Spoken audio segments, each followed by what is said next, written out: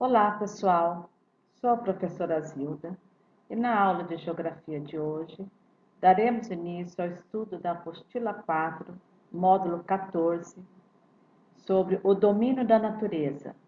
Vocês podem acompanhá-la a partir da página 187. O objetivo desta aula é explicar como se deu o processo de apropriação e construção do espaço geográfico ao longo da evolução das diferentes práticas humanas. Veremos de uma forma resumida a evolução da vida na Terra. De acordo com o conhecimento científico atual, a Terra se formou há 4,6 bilhões de anos. As primeiras rochas teriam se formado há 3,9 bilhões de anos atrás. E as primeiras formas de vida surgiram no mar, provavelmente entre 3,8 e 3,5 bilhões de anos, e em terra por volta de 450 milhões de anos.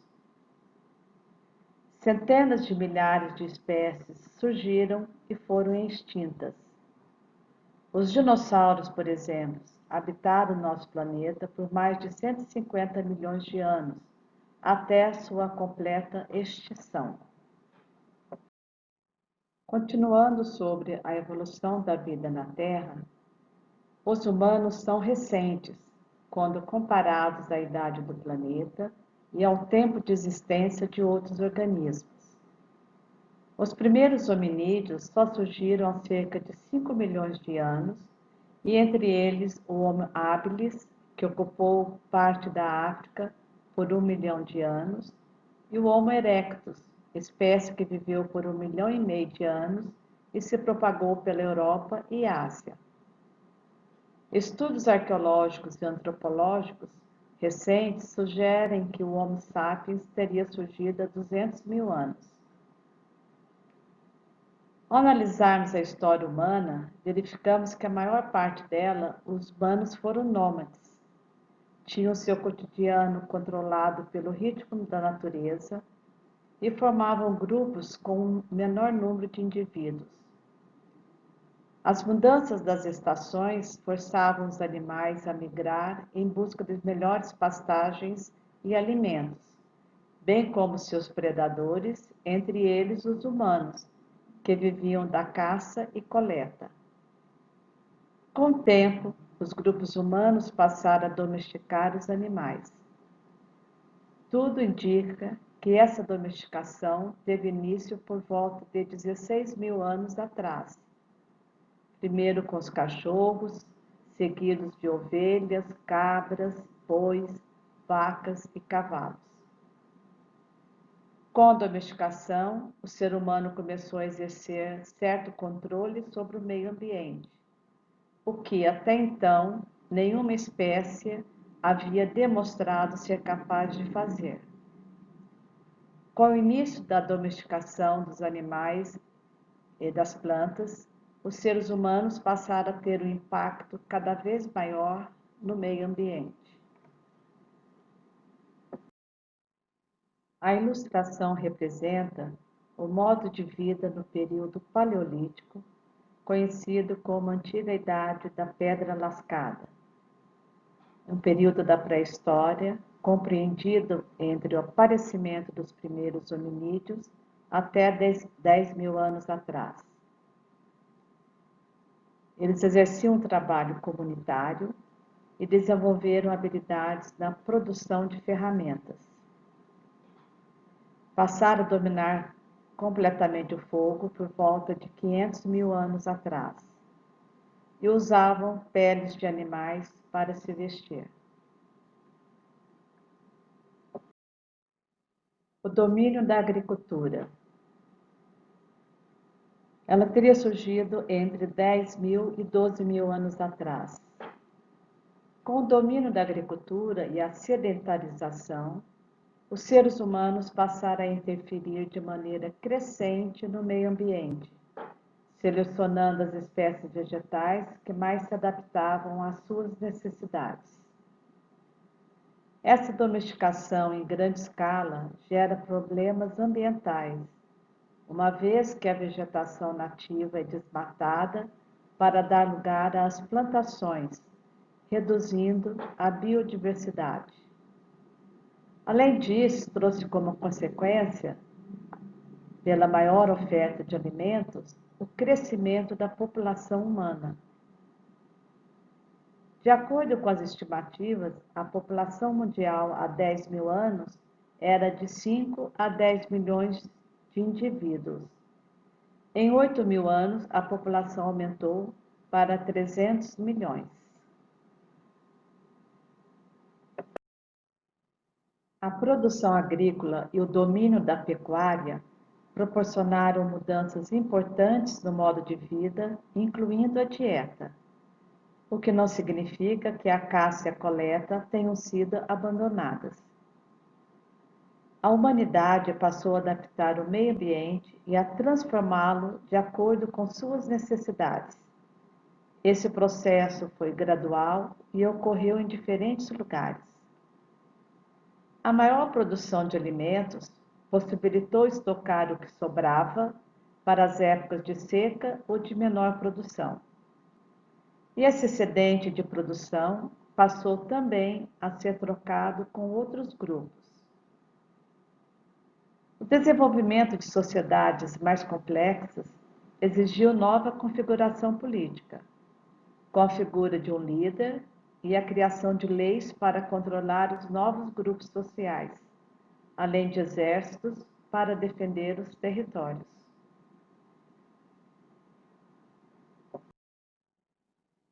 Entre as técnicas que permitiram modificações no ambiente pela espécie humana, a irrigação foi uma das primeiras, pois desde o início da prática agrícola, o ser humano percebeu a necessidade de desviar os recursos da água para irrigar as plantações.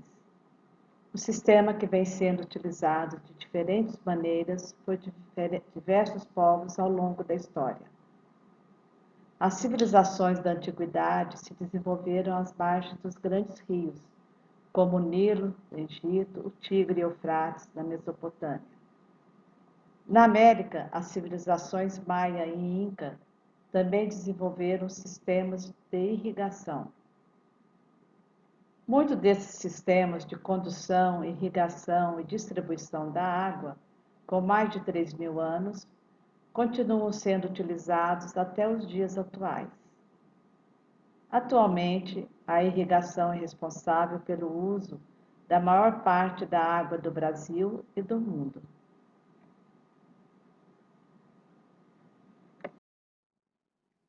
Ao longo da história, a população humana ocupou e modificou os espaços naturais de maneira crescente.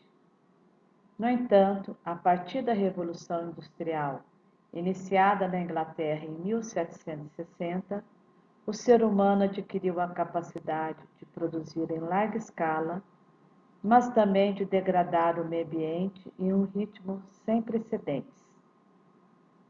A Revolução Industrial trouxe um enorme impacto para a sociedade e para o meio ambiente, modificando drasticamente a relação entre o ser humano e a natureza.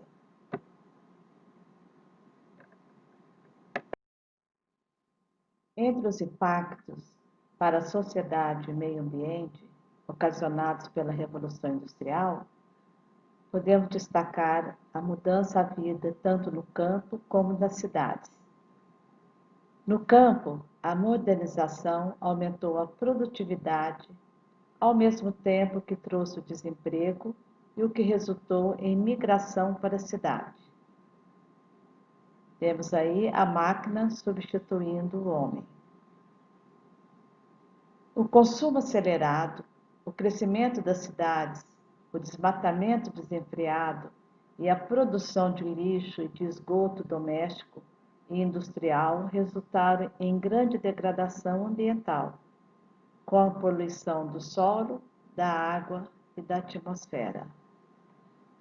Vemos aí a imagem de uma paisagem inglesa durante a Revolução Industrial. As grandes chaminés expelindo fumaça representavam desenvolvimento.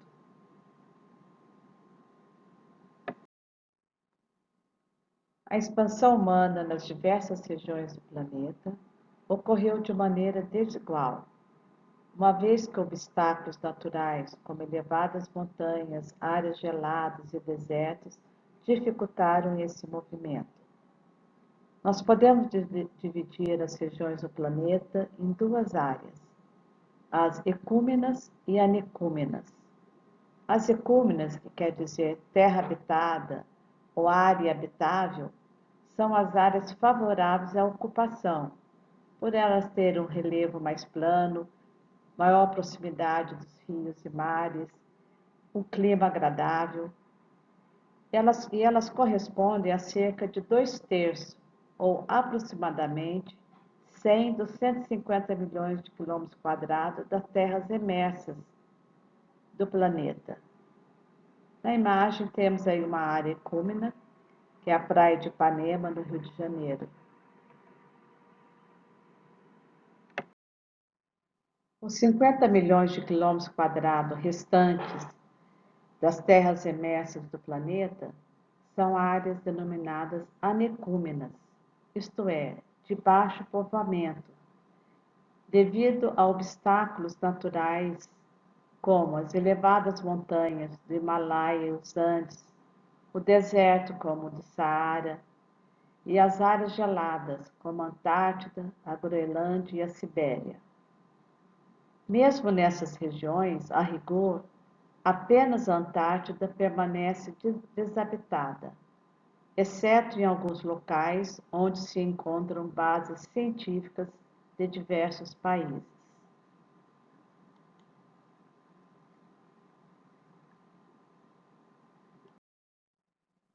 Recursos naturais são elementos da natureza que são úteis ao ser humano, essenciais à sua sobrevivência, como a água, alimento e abrigo, entre outros. Eles estão distribuídos de maneira desigual nas diversas regiões do planeta. E eles podem ser divididos em renováveis e não renováveis. Os recursos naturais renováveis existem em grande quantidade e se renovam rapidamente nos ciclos da natureza, como o vento, a água, as marés, as plantas e os animais. Isso não significa que sejam todos inesgotáveis, devendo ser usados de maneira responsável para que as gerações futuras também possam utilizá-los. Já os recursos naturais não renováveis são os que existem em quantidade limitada e demoram muito tempo, às vezes bilhões de anos, para serem formados ou renovados. Portanto, uma escala de tempo incompatível quando comparada com o ciclo de vida humano. Destacam-se os combustíveis fósseis, como o petróleo e o carvão mineral, e os recursos minerais, como o urânio, a prata, o cobre, o ouro e entre outros. Embora esses recursos sejam considerados não renováveis, muitos deles podem ser reciclados, atenuando de maneira simples dois dos grandes problemas ambientais atuais, ou seja, o esgotamento dos recursos naturais não renováveis e a crescente produção de lixo. Por meio da reciclagem, esses materiais podem ser reutilizados como matérias-primas para novos produtos, eliminando assim a necessidade de extraí-los novamente da natureza. A reciclagem é importante, pois além de reduzir consideravelmente o volume de lixo destinado aos lixões e aterros sanitários, diminui os custos do processo produtivo. O Brasil produz diariamente 240 mil toneladas de lixo. Embora 45% desse total seja reciclável, o país recicla menos de 2% do lixo produzido. O Brasil é o quarto maior produtor de plástico no mundo, mas recicla pouco mais de 1%. Entre os materiais recicláveis, como o papel, o vidro, os plásticos e os metais, o Brasil ocupa a liderança mundial na reciclagem de alumínio, pois recicla 98% dos resíduos desse material produzidos no país. Chegamos ao fim de mais uma videoaula. Espero que tenham aproveitado. Na próxima semana, daremos continuidade ao estudo desse módulo 14, onde explicarei sobre o conceito de desenvolvimento sustentável. Bons estudos e até a próxima semana.